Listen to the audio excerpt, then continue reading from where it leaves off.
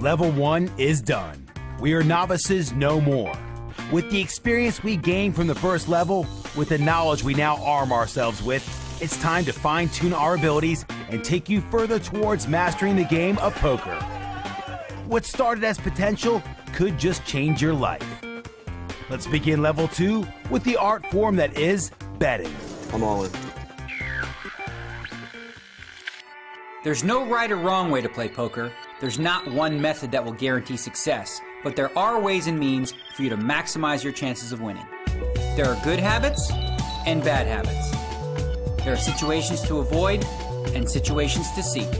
And there are those who have the knowledge to exploit them. We're going to teach you how to master the game, from the basics to the advanced.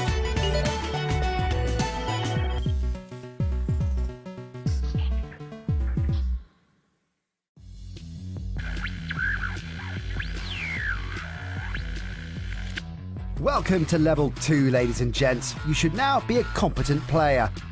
In Level 1, we learnt the value of starting hands, the importance of position, the art of bluffing, and we took our first look at tournament strategy.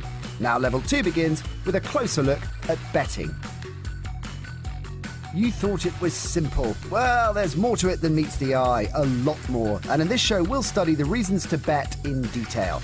This series looks at poker played all over the planet, but today we're going to look at some great examples of good and bad betting and folding from Las Vegas, Baden, the Bahamas, and Sydney. Analysis comes from Joe Hasham, the 2005 World Series of Poker champ, and the one and only Mr. Daniel Negreanu. As usual, we'll break down some more poker lingo in the terminology section, plus we'll hear some pearls of wisdom from the wizards of the felt. But first, we begin with a tutorial, so let's look at the purpose of bets. Any bet you make should have a purpose. If it doesn't, it's probably a bad bet. There are 4 main purposes of betting: gaining value, protecting your hand, bluffing, and gaining information. Gaining value is the most basic and straightforward aim of a bet. If you think you have the best hand and your opponent might call, you increase the size of the pot that you will likely win. Protecting your hand can be very important as well. If you think you're ahead in the hand, but there is a strong possibility that your opponent can make the better hand after the next street, you should bet to force your opponents out. The third purpose is to bluff your opponent. When you can't win the hand with the cards you have, the only way to win is to bluff. Gaining information. Sometimes a player will place a bet not to gain value, not to protect their hand, not to bluff, but purely to see how their opponent will react. Placing a bet can often reveal a lot of information about your opponents and their hands. Imagine you're this guy and you're thinking one of these things. I think the opponent might not have anything. I don't know where I stand. I think I'm ahead. It's okay to think these things, but go back to the 4 reasons to bet. Ask yourself, by betting, do I gain value? Do I protect my hand? Can I possibly bluff my opponents out? Am I gaining more information by betting than by checking? If the answer to all of them is no, you shouldn't bet. It's that simple. Don't bet when there's no purpose. It's a desperate move from a desperate player. Let's have a look at some examples and figure out if there are reasons to bet or not. In this example, Bandit 2000 has ace-king offsuit and has flop top pair. He should bet to protect his hand, as any 8 would give Dougie T2 pair, and any 6 would give him 3 of a kind. In this next example, Slavin calls the pre-flop raise from Marvin with 9-10. Calling out of position leaves him in a sticky situation. He flops middle pair and bets 700 to try and gain information about where he stands. Marvin, who is in position, calls with top pair. Betting out into the pre-flop raiser with middle pair isn't advised, but once Slavin has made the bet and was called, he should have realized that his hand is unlikely to be ahead. In this case, Slavin keeps betting, making life very easy for Marvin, who wins a nice pot with top pair. The message here is if you bet out for information, take heed of your opponent's reaction to the bet and act accordingly. Recap. That's your lot for now. Always remember, if you're going to bet, there has to be a purpose. You can bet to gain value, to protect your hand, to bluff, or to gain information. If you don't have a reason to bet, don't bet. So you've made it through to level 2. Congratulations. Let's take a brief look at what we've covered and what's still to come. Everything you wanted to know about poker is divided into 2 levels. Back in level 1, the novice level, we dedicated the shows towards helping you pick up the basics. We learnt the power of position and the value of starting hands. Now that we've completed the level, you should be a competent player with a good grasp of the game and all its mechanics.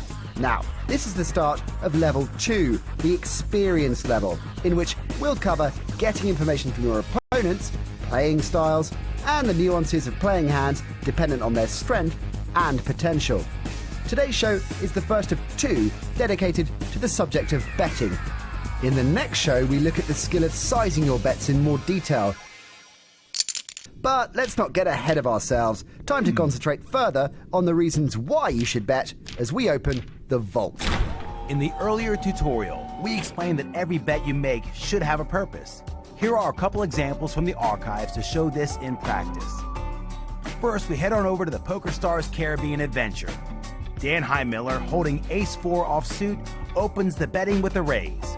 Benny Chen, sitting on the button with a pair of 6s, calls the raise and the 2 players see a flop. It's a low flop of 2-9-5, all clubs. Highmiller is first to act and checks. Chen makes a small bet of 67,000 into 154,000 pot.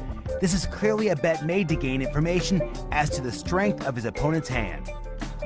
Benny can decide whether his pair of 6s is the best hand depending on the reaction of Dan Highmiller to this bet. Highmiller, who only has ace high, now raises to 140,000. As covered earlier, this is another reason to bet, to bluff. Highmiller is confident that he does not have the best hand right now, but feels that Benny's hand isn't strong enough to call a raise. Now Chen, with the better hand, falls for the bluff and presumes he is beat, and folds. Now we fly on over to Baden in Austria, where we see old schoolers Jörg Weber and Mel Judah on the feature table in Series 3 of the European Poker Tour. Weber raises pre-flop with ace-jack suited, and Judah calls with a pair of 8s. The flop is a low one again. Weber bets his flush draw and overcards, and the decision is back with Mel Judah. He decides to make a big raise. The purpose of this bet is simple. Because the flop cards are all lower than an 8, he feels he has the best hand at this point, and his bet is made to protect his hand against overcards and draws.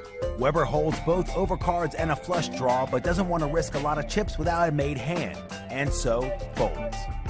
The bet succeeded in protecting Judah's hand, and he wins a nice pot. So, want to be a success at the tables? Can't show aces every hand. Don't play with me. Because then when I raise the kings, you'll know I'm weak. Nice hand.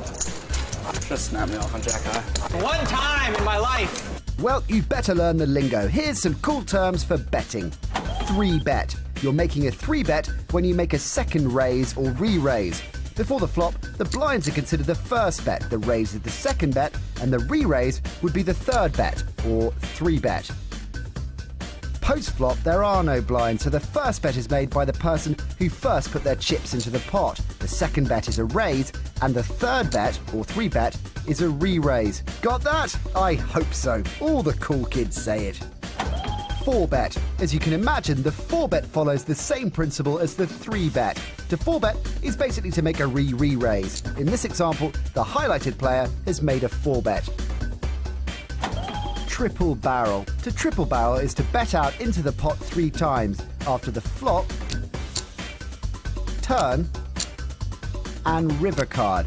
It either means the player has a very strong hand or they're just very stubborn and refuse to give up on the bluff.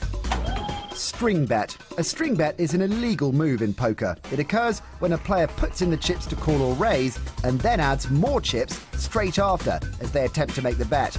This isn't allowed as bets in poker, whether they're a call or raise, need to be made in one continuous action. check raise. A check raise is a raise from a player who is originally checked.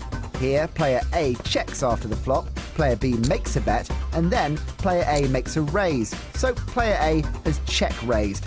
I love player A, he's awesome. C-bet, otherwise known as the continuation bet. Generally, if you bet pre-flop, you should continue to bet post-flop. Failing to do so is a sure sign of weakness. We covered this in show 5. Have you been paying attention? Value bet. A value bet is a bet generally made after the river card, when you're confident you have the winning hand. It's a bet made to extract as many chips as possible from your opponent, who's holding an inferior hand. If you want to learn more about poker, go to PokerStars.com. Let's take time to examine one hand in detail now. Joe Hasham is in the analyst chair looking at value bets.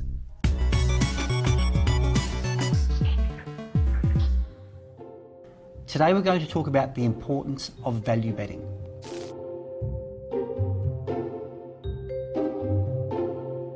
A value bet is a bet that you make to induce a call from your opponent so you can extract chips from them.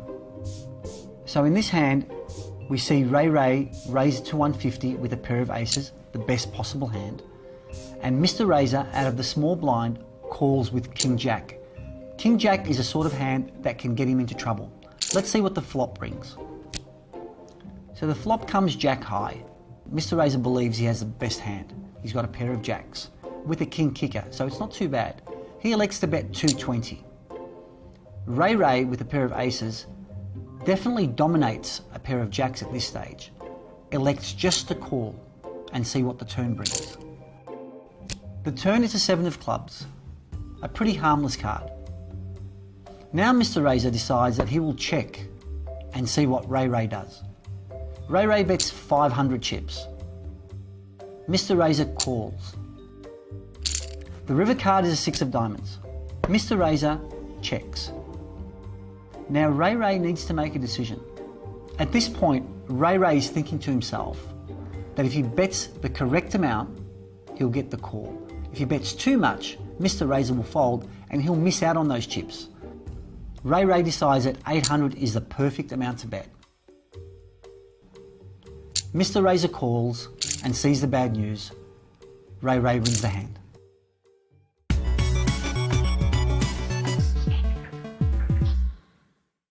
Good advice there from the big man. Let's get some more from a Great Dane. It's all about the bet size. Sizing your bet is a very personal thing, and it goes to the player. You have to look at the player and think, how well do I want him to call? Do I want him to fold? What in my story, how big can I make this bet if I want him to call? And then maybe I want to cheat him with an overbet. And you have to find out what this person will do. That's a very tough one. One of the big things you look for when you're trying to determine if your opponent has a hand or not is the bet sizing. People fall into traps, that's just what they do. People will bet bigger on good hands and lower on bad hands, but other people do different things. And if you play with someone long enough, which it only takes a few hours, you can figure out what their bet sizing means. Time for a break now, but before we go, a question. Consider this situation. You have ace of spades, 10 of diamonds, and have raised pre-flop to 300 with the blinds at 50 and 100. You get one caller, and then the flop comes. Ace of hearts, jack of spades, 9 of hearts. You're first to act, so what should you do? We'll give you the answer after the break.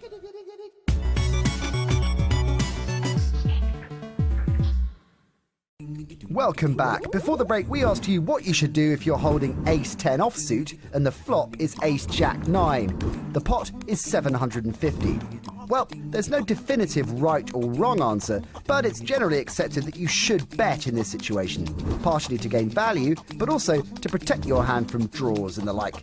But how much to bet? The right size of bet in this situation is around 60% of the pot, so a bet of around 450 would be appropriate. If the bet's too small, it enables other players to see more cards for very little money.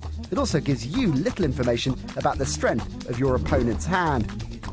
If the bet's too large, it forces players out that have inferior hands, meaning the opportunity to win some extra precious chips has gone. We'll have a look at bet sizing in more detail in the next show. Sometimes the best bet is to not bet at all. Yep, ladies and gents, the fold is key when it comes to success at the table, as Christian will now explain. Take it away, Christian. Nice one, Nat. Ah, the fold. Card rooms are full of stories of folding. Whether you believe the stories or not, a good fold can leave you agonizing for hours. With a call, you know instantly if it's the right choice. With a fold, you might never find out. It's painful. Quite often, it's the correct decision to make. Check this out. Nothing beats calling a bet with low pair. Sniffing out a bluff is pure poker gold. But under the radar, with no glitz or fanfare, lies the unsung skill, the art of the fold. Looking down at your flush with a pair on the board. Your stomach churns from the price you might pay. Making a mistake that you can ill afford? Do you have the talent to throw it away? Poker history is full of flash in the pans. Anyone can run good in one tourney and win. But next time, they may not get such good hands. Consistent winners have the courage within. To fold their aces, two pair or low straight, they discover a tell or a sense of a read. Their foe itches for them to take the bait. But they go with their instincts, and it's there they succeed. So if your goal in poker is to become a top pro, take your time. Don't rely on fortune or luck. Never be afraid to let your hand go. If something tells you you're beat, throw your cards in the muck. Yeah. Well, that told us. Vault time now as we take a look at some disciplined folds. We visit Sydney first in a hand between Canada's Sol Berggren and the Australian Grant Levy. Berggren is first to make a move and raises to 75,000 with King-Queen offsuit. Levy, in the big blind, calls with Ace-7 suited. Well, out of the blind with Ace-7 of diamonds, you definitely want to see a flop. The flop gives Levy the nut flush draw. The turn gives both players a straight draw. Levy bets 60,000, and Berggren calls. As the ace hits on the river, Levy's top pair could look great on first inspection. That card has just made Levy a pair of aces, but more importantly, Berggren just made the ace-high straight. He has what we call the nuts. But although he's been in front all hand, he shows the discipline to lay it down to Berggren's bet of 200,000. Confused a little bit by this bet. He just made his ace. Good flop. Wow. And he folds and shows the ace. That's a very, very well played hand there by Levy. He bet his draw on the turn, trying to hit the flush, missed it on the river. Good draw. Smart enough to lay it down. A great fold considering he probably suspected he was ahead throughout the hand. The next example shows real discipline pre-flop. Taken from the EPT event in Baden in Season 4, it pits a young Sebastian Ruthenberg against Sweden's David Sonnelin.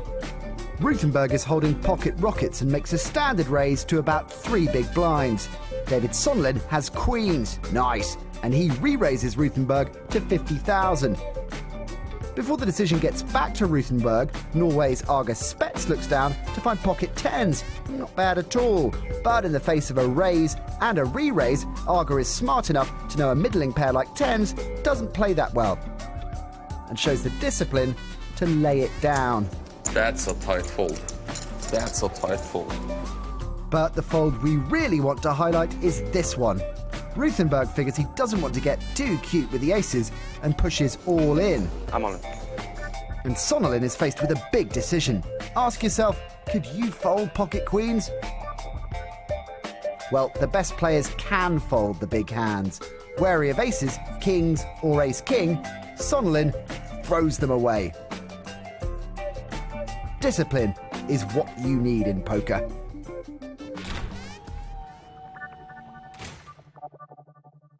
Time for the pro analysis now, as our man Daniel Negreanu takes a look at a hand starring one of our favorite players, Daniel Negreanu.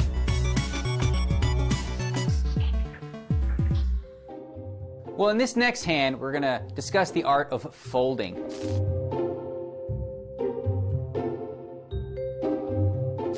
Not something I do too often, but in this spot, it made a lot of sense. We're going to look at an NAPT hand from the Venetian between myself and one John Hennigan. Let's take a look. The blinds are 1 in 200 with an ante. So I've got King Queen offsuit, so I'm going to go ahead and raise to 475. And John Hennigan is going to defend his big blind with 9-8 offsuit. It's a small raise, so he decides he wants to see a flop.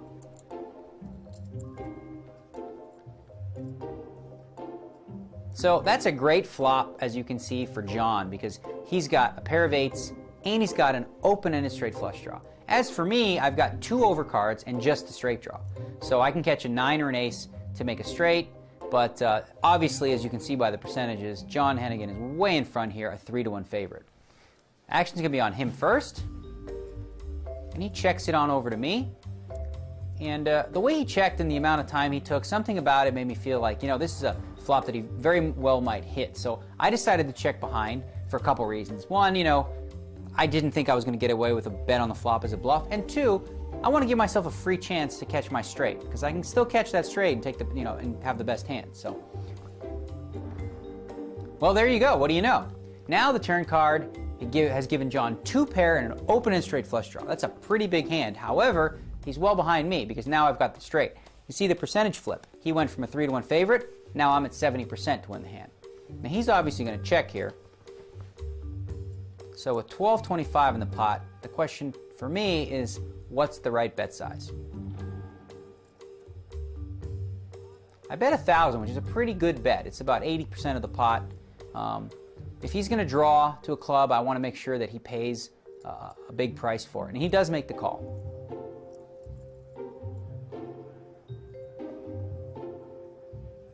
Now the river pairs the board. As you can see, John Hennigan has a full house, but I don't know that yet. Remember, you don't get to see the whole cards while you're playing live. So there's 32.25 in the pot, and action's on me after John's checked. Well, stop it right there for just a second. Now when John checks here, I figure there's a decent chance he might just have a queen for a straight, so he might call a bet. Now what I decided to do here was bet a big bet. There's 3,225 in the pot. I bet 3,500. What that does is it what's called polarizes my range, which means I either have a really big hand or I've got a bluff, okay? There's really no mediocre hands that I'm gonna make that bet with. Now the reason I do this is because I know that if John check raises me here, he's only gonna do that if he can beat a really good hand, right? Because if he's got a hand that beats a bluff, like just a queen, he's not going to raise me. Why would he want to do that? It looks like I have a big hand myself, so makes it an easier decision for me if he does check raise to actually fold the hand. Let's see what he does. He obviously is going to raise here. He's made his full house. He's got me to bet. And he's raised it up to 10-5. So I bet 3,500, he's raised me 7,000 more, and I have to figure, okay, like I said, my hand is pretty clear. It's either really strong or nothing. If he has any hand in between that area, he's going to call. That's what he's going to do. For him to raise, he's only going to raise with completely nothing as a bluff or a really big hand. But we know he can never have completely nothing. It's not possible. Not with that board. 8, 9, 10 jack with 3 clubs. He's got something. We all know this. So for him to raise here, it's an absolute fold based on all the things that I've said. He cannot be bluffing based on my bet size and the whole thing. So the art of folding a lot of times comes into play when you're thinking about the right bet size. And in this case, I want to make sure I bet it in such a way that I wouldn't get bluffed. For example, had I only bet 1,400, he might have raised me 5,000 and I wouldn't know what to do. All right, I'll take a wild guess. Jack 9 of diamonds. Can't beat it. So essentially here, the art of folding was really defining my hand so that I could easily define his. With my bet size on the river, I knew that if he raised me, he was never going to do it with any hand that he can call with, and he can never have nothing. So what does that tell you? He's got my straight beat.